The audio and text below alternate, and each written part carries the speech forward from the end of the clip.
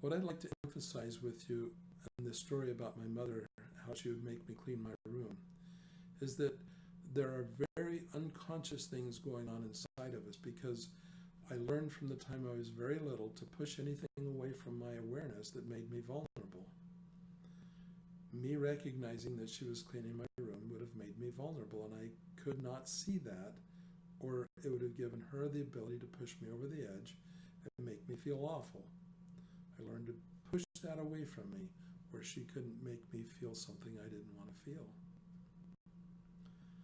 When you were born, you were angry. You didn't cry with a little whimpery cry. It didn't sound like, oh, I don't know if I like it. It didn't sound that way. What did you do to me? That hurt and it scared me and I don't like it, and you fix it right now. Of course, the words weren't words, but we understood exactly what the infant was saying when you were born. It was powerful, it was strong. And what happened? Immediately somebody responded to you. Cleaned you up, gave you to mommy to be cuddled and loved. It worked. For the next 2 years of your life, when you would cry with a little whimpery cry, well, somebody might come in a few minutes to change your diaper or feed you or whatever it was that you wanted. But they didn't come immediately, because it doesn't hurt a baby to cry for a few minutes. When you got angry, they came immediately. Took care of the problem right now. I liked that.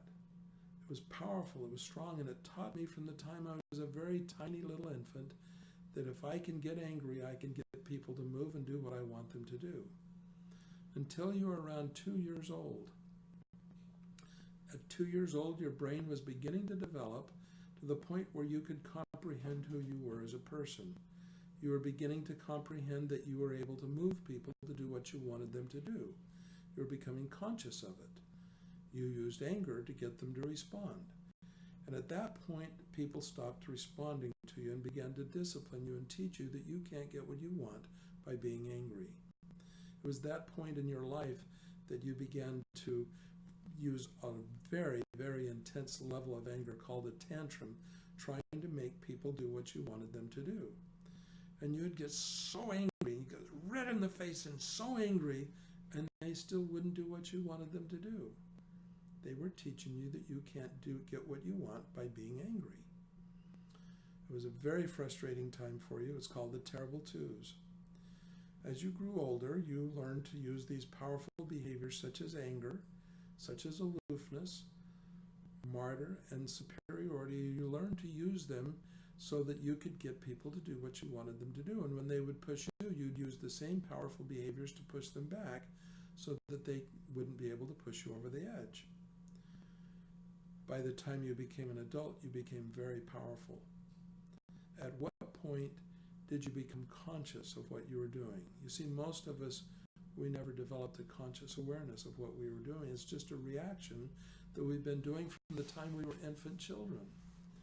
We did it because it was powerful and strong, and it's tempting to continue to do something that feels powerful. Now that we're adults, or in our teens, we're capable of being able to recognize our behavior and stop and see, what am I doing? Is this effective? Is this nurturing intimacy? Is this working? Is it resolving conflict? Is somebody changing? Am I changing? If nothing's changing, all we're doing is pushing and blocking and tearing apart the loving, caring feelings in the relationship, and it's not accomplishing anything, then maybe we need a better way to do it. But if I can't bring these unconscious reactions of an infant to a conscious level of thought, I'm powerless. I can't control my relationships. I can't control my communication with others. I can't resolve conflict because I'm so entrenched in habits and behaviors that I've been doing from the time I was a tiny child. The skills that we are working on is bringing these unconscious reactions to a conscious level of thought where I make a choice. And the choice is, do I want intimacy, or do I want power and control and me in charge and have my independence? If I want intimacy, I'm shooting myself in the foot if I come this direction and use a powerful approach. It's going to trigger my partner's natural defenses to push back and we're going to have a fight. The skill is becoming aware of that and recognizing if I use a powerful behavior to try to be powerful and to push that person over the edge, sometimes it's not going to work. It may be completely ineffective. It may only tear apart the loving, caring feelings in the relationship, and I don't actually get anybody to change or do what I want them to do.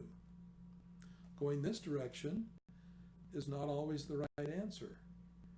Sometimes I should try to bring about change up here because it's going to have a nurturing, loving effect on the relationship. But this is based on trust. If I go to this level, I trust you that you're going to hear me, that your heart is going to be moved with a tender, sweet, compassionate feeling. It's based on trust. Here, I don't trust you. I'm going to make you change because I don't trust you that you care enough about me or love me enough to do what I want you to do. That can be very destructive to the relationship, but that doesn't mean it's wrong. It's not wrong to use a powerful approach. It's only wrong if my objective is to nurture intimacy in the relationship. If I want a warmer, sweeter, more loving, caring experience with someone and I use a power approach with them, I'm shooting myself in the foot. It's not going to work. It might get them to change their behavior, but it's not going to nurture a sweet, caring feeling. If I want to move this direction and I don't trust that person because they don't care that much about me, or maybe they have a problem with addictions and they're more interested in their substances or their behaviors or their habits than they are in me, then maybe I shouldn't be going to this level to try to bring about change. Sometimes I should be powerful, and that's called tough love.